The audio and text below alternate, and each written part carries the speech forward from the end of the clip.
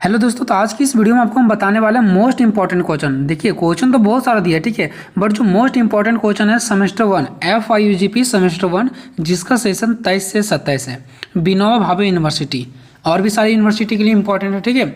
और ये हमारा है BSc 1, क्योंकि BSc में 2 पेपर होंगे, BSc 1 BSc 2। तो ये BSc 1 के अंतर्गत है अंडरस्टैंडिंग इंडिया। इसका VVI मोस्ट इंपॉर्टेंट क्वेश्चन देखने वाले हैं, ठीक है। तो जितने भी सारे क्वेश्चन यहाँ पे जो रेड कलर से किया हुआ वो सब क्वेश्चन इंपॉर्टेंट है, ठीक है। हम बहुत सारे ज़्यादा क्वेश्चन दिया हुआ तो उसको मैंने कम क्वेश्चन में सेलेक्ट किया हूँ, ठीक है। देखिए हम लोगों के पास अनुभव होता है, क्योंकि हम लोग 2018-17 से वीडियो बनाते आ रहे हैं, तो हम लोगों को पता है कि अंडरस्टैंडिंग इंडिया से किस टाइप का क्वेश्चन पूछा जाता है, ठीक है।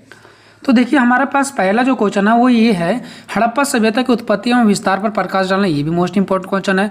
हम सेमेस्टर 1 का सारा प्लेलिस्ट बना दिए हैं, सारा सब्जेक्ट का, आप जाकर के एक बार प्लेलिस्ट जरूर चेक करें, ठीक है। इसका आंसर भी आपको सभी मिल जाएगा वहीं पे, ठीक है। दूसरा क्वेश्चन है, ऋग्वेदिक कालीन भारत की राजनीतिक, सामाजिक, आर्थिक एवं धार्मिक अवस्थाओं का वर्णन करें। दोनों क्वेश्चन इंपॉर्टेंट है। तीसरा भी इंपॉर्टेंट है, वर्तमान महावीर के जीवन एवं शिक्षाओं का उल्लेख करें। फिर चौथा आप छोड़ सकते हैं। फिर पांचवा इंपॉर्टेंट आपका, स्वतंत्रता आंदोलन में महात्मा गांधी की भूमिका का वर्णन करें, ठीक है। ये मोस्ट इंपॉर्टेंट क्वेश्चन है। उसके बाद हम छठा आप छोड़ सकते हैं, लेकिन अगर आप पढ़ के जाते हैं तो और बढ़िया है, ठीक है। उसके बाद चलते हैं 7 नंबर।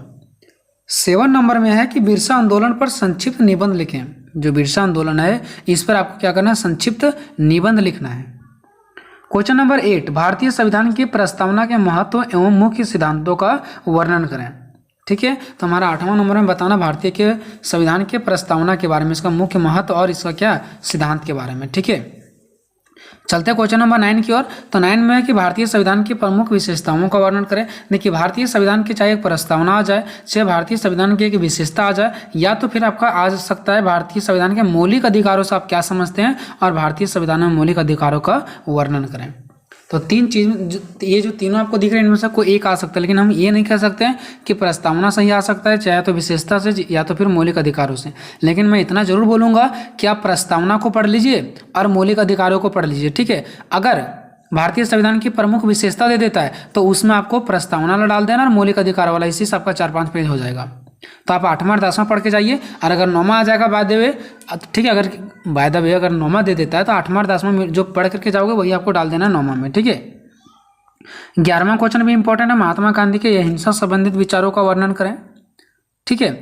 उसके बाद जो 12वां नंबर क्वेश्चन आपको दिख रहा है, डॉक्टर भीमराव अम्बेडकर के सामाजिक न्याय सिद्धांत का आलोचनात्मक परीक्षण करें। ये भी क्वेश्चन इंपॉर्टेंट है, ठीक है। जो क्वेश्चन इंपॉर्टेंट है, अगर हम जो रेड कलर से कर दिए उतना पढ़ के जाते हैं, एक भी क्वेश्चन बाहर नहीं मैच करेगा, एक भी क्वेश्चन का बात करते हैं। और वहाँ पे आपके पास ऑप्शनल भी तो क्वेश्चन पूछा जाता है ना, वहाँ पे आपको 4-5 क्वेश्चन दिया रहेगा, उनमें से कोई 2-3 या तो फिर 7-8 दिया रहेगा, उसमें से कोई 3-4 बनाना रहेगा। इस प्रकार से आपका वहाँ पे ऑप्शनल क्वेश्चन देता है, ठीक है, ठीक है। तो ये भीमराव अम्बेडकर के सामाजिक न्याय सिद्धांत हो गया आपके। उसके बाद आप 13 नंबर छोड़ सकते हैं, 14 नंबर को आप पढ़ सकते हैं, भारत के प्रमुख प्राकृतिक वनस्पतियों पर संक्षिप्त वर्णन करें, ठीक है। उसके बाद आप 15 नंबर, भारत में जनसंख्या वृद्धि की प्रवृत्ति, ये सब क्वेश्चन को आप छोड़ सकते हैं, ठीक है। 15, 16, 17 ये सब क्वेश्चन को आप छोड़ सकते हैं, ये सब क्वेश्चन आने वाला नहीं है, ठीक है। फिर 18 नंबर, आचार्य विनोबा भावे के भूदान संबंधित विचार, या तो फिर विनोबा भावे के सर्वोदय संबंधित विचार। 8वां और 19वां दोनों नहीं आएगा, दोनों में से कोई एक आएगा, ठीक है। उसके बाद देखिए ये तो हो गया आपका लॉन्ग क्वेश्चन। उसके बावजूद आपके 5 नंबर का एक नंबर का शॉर्ट्स क्वेश्चन पूछ लिया जाएगा, ठीक है। जैसे आचार्य विनोबा भावे के कितने सिद्धांत हैं, 1, 2, 3, 4, तो ये ऑप्शन नहीं देंगे, आपको अपने से बताना पड़ेगा, ठीक है। तो इस टाइप का भी हम MCQ क्वेश्चन भी करवाएंगे, शॉर्ट टाइप का उसको क्वेश्चन बोलते हैं, ठीक है। तो ये हमारा इंपॉर्टेंट क्वेश्चन था। इस सभी का जब आंसर हो जाएगा तो हम शॉर्ट टाइप्स वाला भी करवा देंगे, यानी कि एग्जाम से 2-4 दिन पहले, क्योंकि इसमें ज़्यादा टाइम वेस्ट नहीं करना है, ठीक है। तो हर एक चैप्टर का मैं मोस्ट इंपॉर्टेंट क्वेश्चन ला रहा हूँ, ठीक है। दोस्तों अपना शेयर कर दीजिए, प्लेलिस्ट जाकर के चेक कीजिए। टेलीग्राम नहीं ज्वाइन किए तो टेलीग्राम भी ज्वाइन कर लीजिएगा। मिलेंगे नेक्स्ट वीडियो में, तब तक जय हिंद, जय भारत।